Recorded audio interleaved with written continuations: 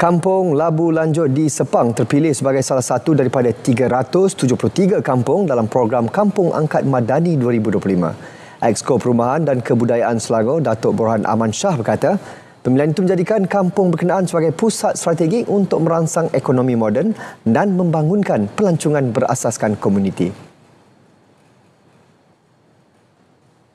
Saya melihat yang ini adalah satu usaha yang sangat baiklah bagi negeri Selangor. Ini satu rahmatlah, khususnya di daerah Sepang. Yang ini kita melihat memang sepatutnya ada aktiviti-aktiviti kampung yang boleh memberi impak yang baik kepada ekonomi setempat. Dan apabila saya melihat program katanya nak menjadikan property market ini ataupun dipanggil market terapung, yang ini di luar negara dah ada. Cuma tadi saya bincang dengan KP, kalau kita melihat apakah dia punya mekanisme dia tu.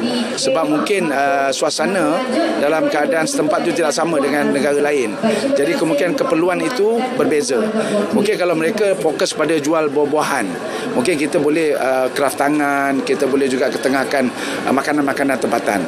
Ini yang saya rasa ini akan diperhalusi oleh pihak KP Datuk untuk memastikan kesinambungan projek-projek ini dapat diteruskan.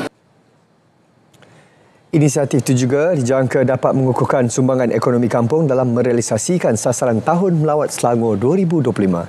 Beliau berkata demikian selepas majlis peluncuran Kampung Angkat Madani Anjuran Akademi Kenegaraan Malaysia di Sepang.